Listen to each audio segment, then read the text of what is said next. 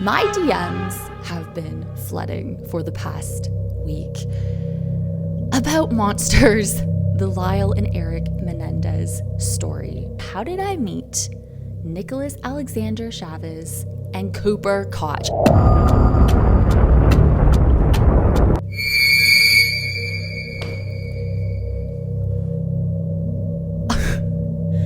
I am currently sitting in one of the most haunted hotels. Happy Halloween, everybody. So I thought, what better way to tell this story than to be in a haunted hotel, one of the most haunted hotels in Canada. I am currently staying here, filming a paranormal investigation, which will be coming to my channel very soon. So I was like, you know what? Let me just tell the story on one of the most haunted parts of this hotel, which is the staircase. There's a man that people see standing up there looking down. So if you guys see anything or hear anything, I'm filming this at 4 a.m. I'm all by myself.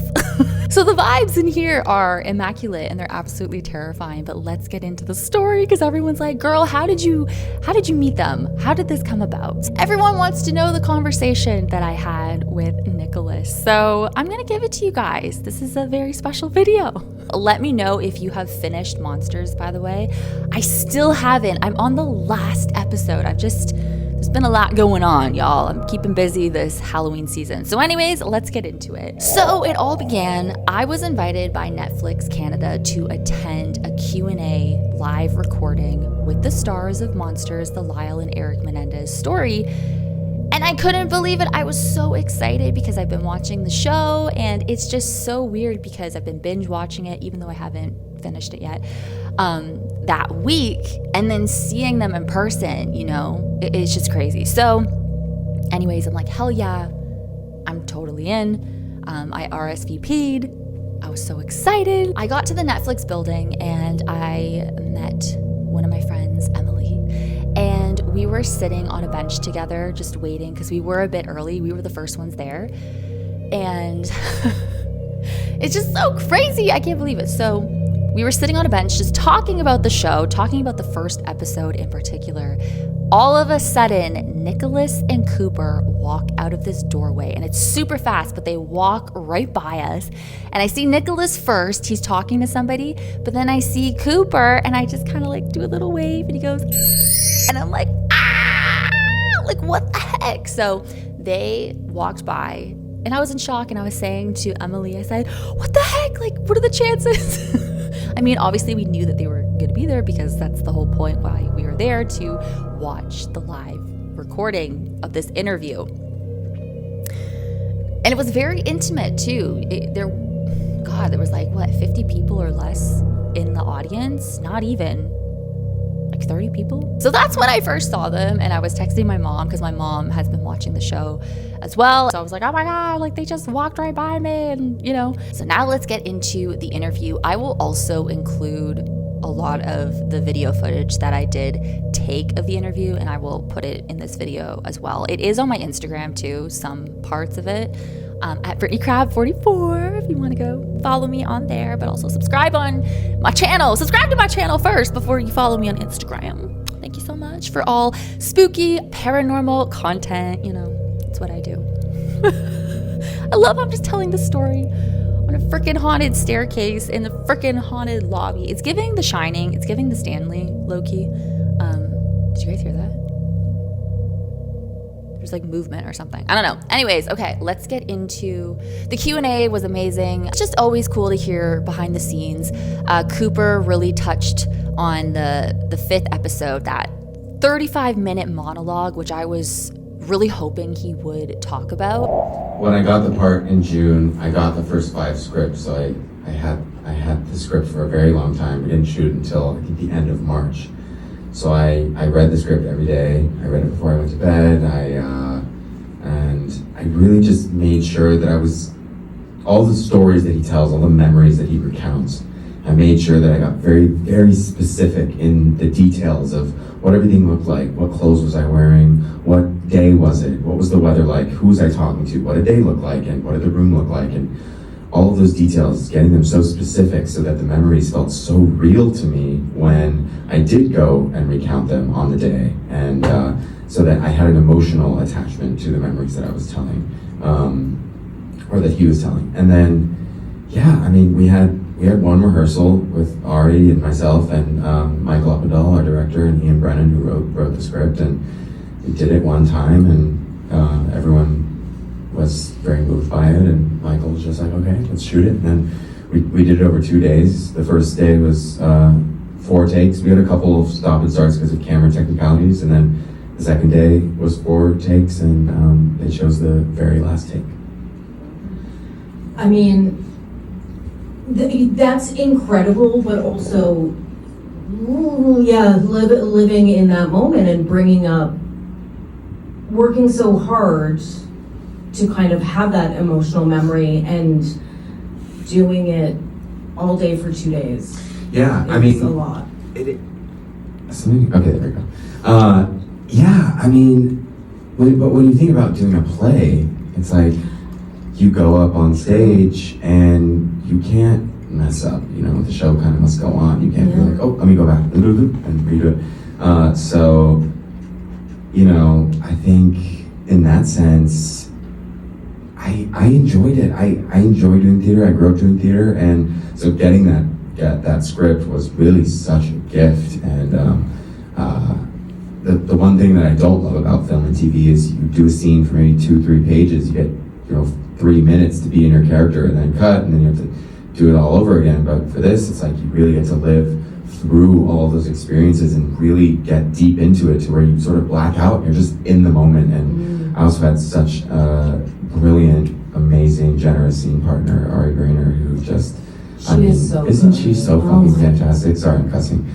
She is like, she became Leslie Abramson, which affected me in such a deep way because I'm listening to testimony so much and doing all this research, and so I'm not only listening to Erik, but I'm listening to Leslie as well. So like having her work be so strong was also so impactful for me, and she's also such a generous person, and you know, any other actor, like some big name actor, would have come in and been like, well, I want my face to be on the screen, and oh, well, I'm not gonna come and perform and do it. But she really pulled out all the stops in that episode, even though she wasn't on the camera. Her face wasn't on the camera, but I really owe a lot of it to her because she pulled that performance out of me and was so available and generous. So I love her. That is amazing. A lot of people wouldn't, you're right, they wouldn't sit there and be in the moment with you. Yeah, we're greedy as actors. We want to be on the camera. Oh, put the camera on me. Is it my coverage? And that was one of the questions. So, I mean, I was assuming that was going to be one of the questions anyways, because, guys, the acting in the show is phenomenal. And ever since I've been watching it, that's what I've been telling my mom, because me and her have been talking about it. And that's the one thing I keep going on about. I'm like, they're acting, like, these two guys are going to be huge. Like, their acting is so good. So anyways, they got praised for their acting during the interview, because their performances are, oh my God, their performances are amazing, right? So the interview was amazing. I will leave clips in my video footage. I honestly think the hair works on you. The long hair? Yeah. I felt sexy. I felt... It took 2 hours to get those looks on, and the lips were.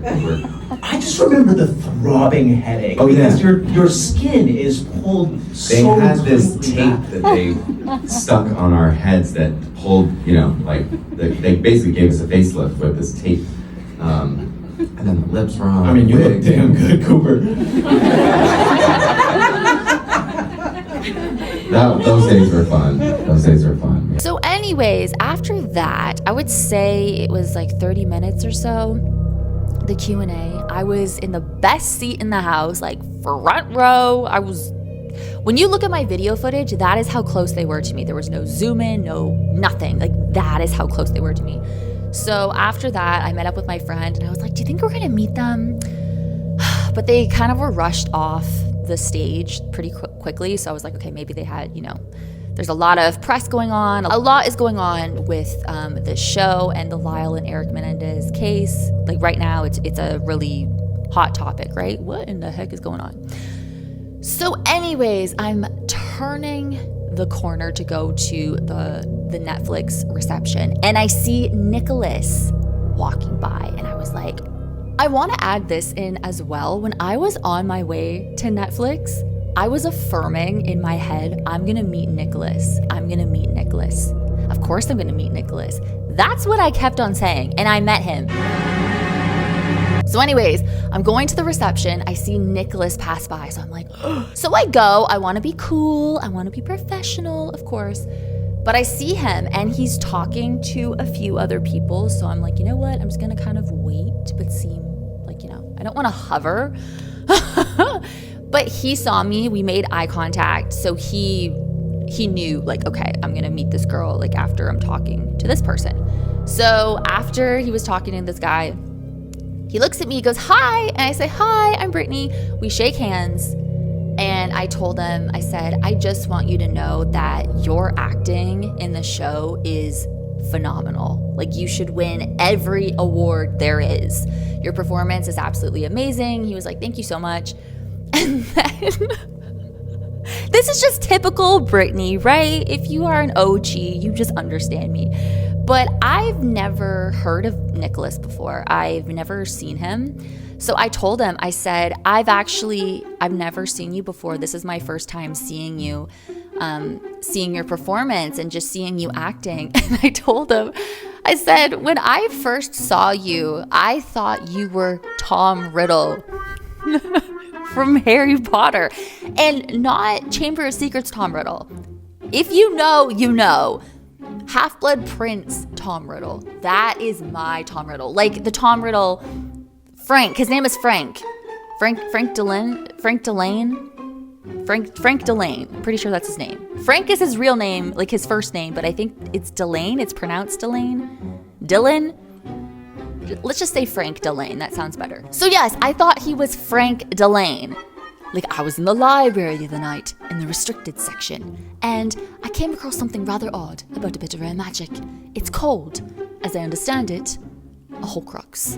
I beg your pardon? Horcrux. I came across the term while reading, and I didn't fully understand it. I don't know what you were reading, Tom, but this is very dark stuff. Very dark indeed. Which is why I came to you.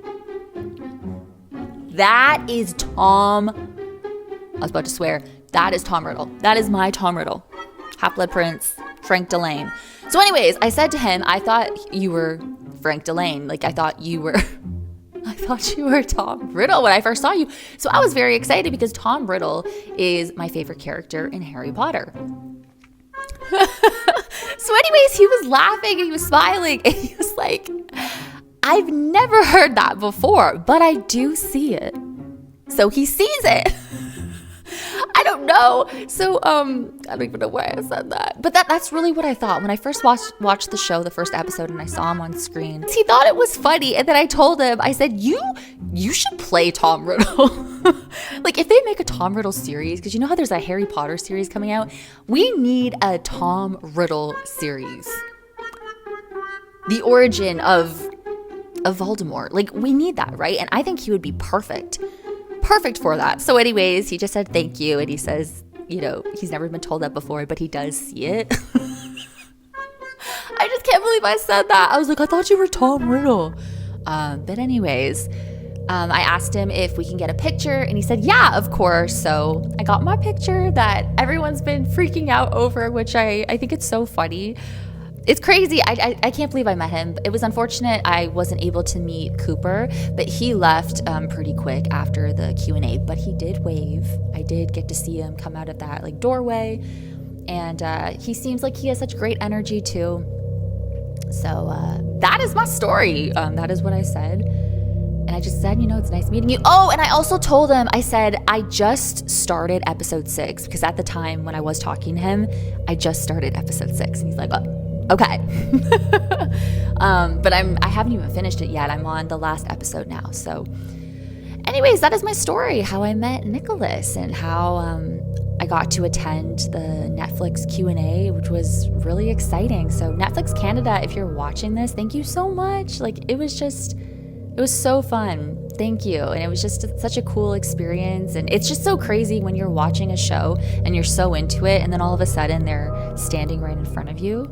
Especially Nicholas. I'm having a conversation with him, and I just started episode 6, and I'm like, oh my God, like I haven't even finished the show yet. And then I'm telling him he looks like Tom Riddle, and I thought he was Tom Riddle. But he says he sees it, right? He says he sees it. Am I crazy? He looks like Tom Riddle. I guess he kind of does look like the Chamber of Secrets Tom Riddle too, but Half-Blood Prince, I was in the library the other night in the restricted section Tom Riddle, that is my Tom Riddle. But anyways, guys, that is my story. Let me know, like, if there's any more questions you have, like, I'll answer them in the comments below. Let me know if you've been watching Monsters, the Lyle and Erik Menendez story. It's a really good show. I highly recommend. So I hope that you guys enjoyed this story in one of the most haunted hotels in Canada. I won't say where I'm at, but it's pretty terrifying. But I'm living my best life. Been here for 2 nights, so stay tuned for that paranormal investigation. You guys are gonna love it. It's been absolutely insane. The stories. I've met so many locals here, and they're just so invested in this hotel and the ghost stories here. And just not even this building alone, but everywhere around seems to be haunted. We've been talking to a lot of people who just, they're so into the paranormal, which I love, and they've been telling us about these crazy experiences. Like, there's this store down the street that's a house, like a general store, and there's so many dark things happening in this town. It's pretty crazy. So definitely we'll have to come back here. It's insane. So, and I just love how everyone's just so into the paranormal, because some people can be really scared by it, but everyone's like, no, this is what happened to me. This is what I experienced. This is what happens, not even just in this building, but down the street. It's just everywhere. It's almost like this town is cursed in a way. It's really creepy, but we have like the stories on camera and everything. So stay tuned for that. And the investigation is coming really soon, and I'm so excited about it. So, thank you guys so much for watching. I just can't believe I'm filming it in this terrifying lobby. But anyways, if you have any questions, like I said, let me know in the comment section below. And I guess I'll do my outro. Thank you guys so much for watching. As always, you rock my world. And the song lyrics, Michael Jackson, #team Birdie44, #Marissa Runs. Hey, make sure you subscribe to my channel, follow me on Instagram, and I will see you guys in my next video. Bye.